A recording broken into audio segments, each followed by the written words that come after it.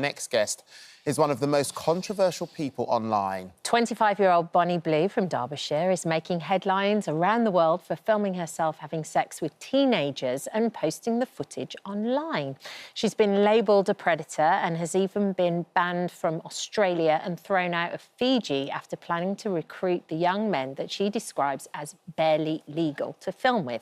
Bonnie says she's not doing anything illegal and doesn't sleep with anyone under the age of 18, but her critics say the men she's targeting are too young to understand the repercussions of what they're doing.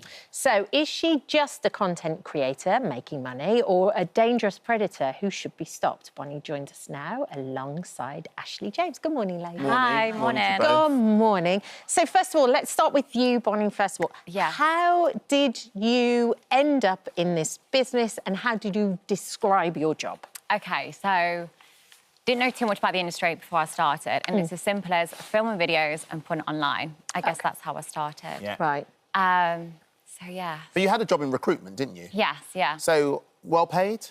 Yeah, average, sort of average pay, average annual leave, the whole thing, to summarise it, average. OK, fair enough. So we've been talking, as we've mentioned during the show today, your salary, what you earn at the moment is upwards, you've let me know, of £600,000 a month. Yes. I would change careers for that kind of money, but I'm not sure I'd do what you do.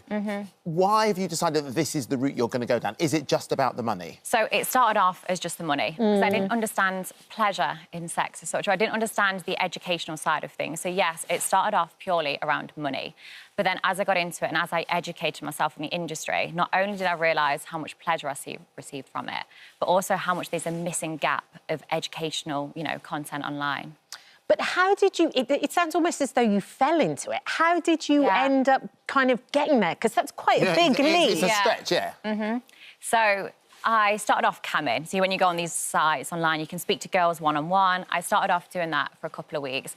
Enjoyed it, had good money, liked interacting with people. And then I was like, OK, I might set up OnlyFans, because I was aware of it but didn't know too much about it. Right. So started off doing, like, your generic content with other content creators that was established in my area. And then I quite quickly realised how fake and how edited that is, and I wanted to take it that one step further. Right, you have a very specific niche, don't you? Yes. Tell us about that. So, barely legal, 18-year-olds.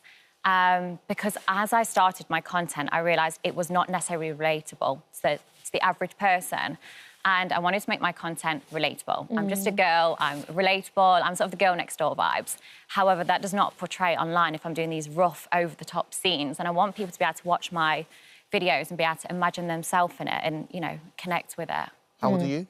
25. So you're very young yourself. Yes. It must be a minefield for you to navigate to get to where you are. But £600,000 at the end of the month, do you know what?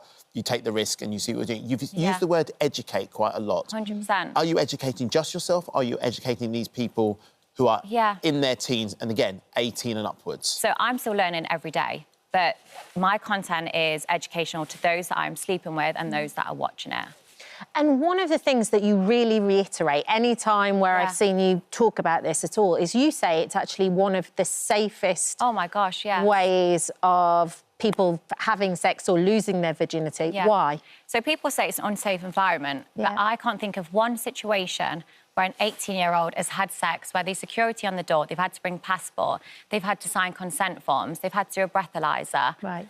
And then they're sleeping with someone that's educated and understands the industry. So what part of that is unsafe? So in a practical way, how does it actually work? What do you do? Like, you put a message out and you say... Yeah, I'm like, hey, boys, this is where I'm going to be. This is my location. If you'd like to make content with me, you're welcome to join the queue.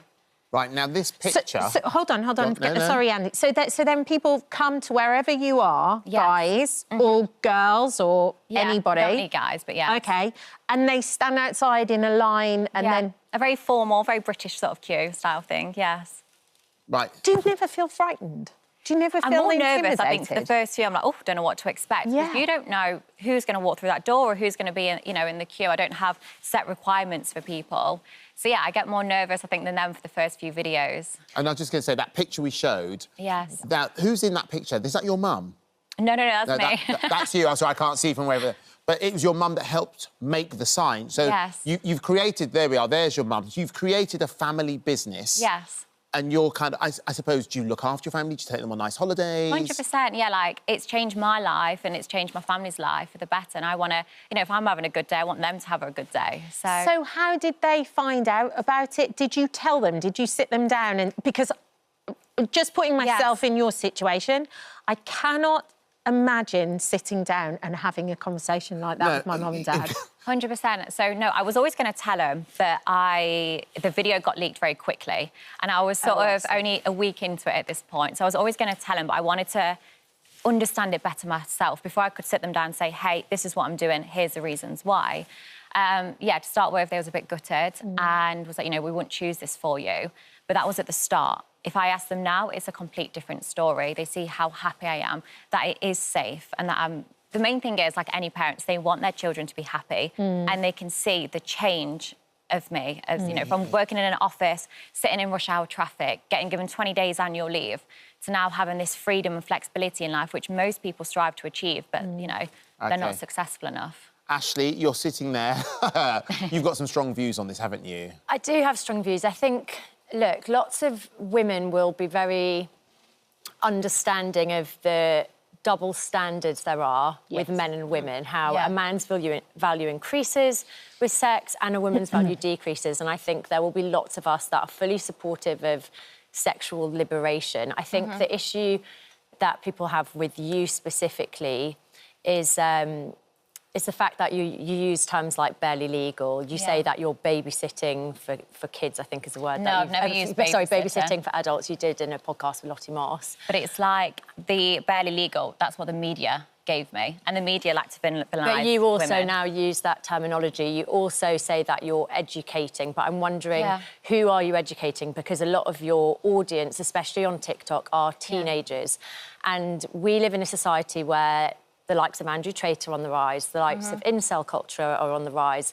There's a real fear, not only for our daughters, but also for our sons. And when you say you're educating, what kind of messaging are you putting out there? Because also I've heard you use, say phrases such as women are lazy, if they're not going to give sex to their husbands, then those husbands, dads and barely legal teenagers have a right. Women are not the sexual property of men, and women don't exist to pleasure men. And I never hear you talk about female pleasure because and how important like it is to be respectful. And try and say, you know, you're listening to the media. The media likes to villainize I've listened to your own. I've listened to your own words. No, of course. But now I'll educate you on the true story of it. There is no content online for 18-year-olds or even people that are new to sex. You go from at school, which you learn about how to get pregnant, basically, how to have safe sex. But then they go from watching content online, which is rough. It's schoolgirls dressed, you know, working with adult content creators, which say, oh, no, I don't want this. It's then led into a very rough scene, which is choking, slapping, hair pulling. So are we only wanting our sons or the younger generation to watch that and try and perform that in a bedroom? Because that's dangerous for women. I think you're misunderstanding my point here, because I'm not saying, of course, I don't want anyone watching rough pornography. But why should they not watch that? Because that's also OK.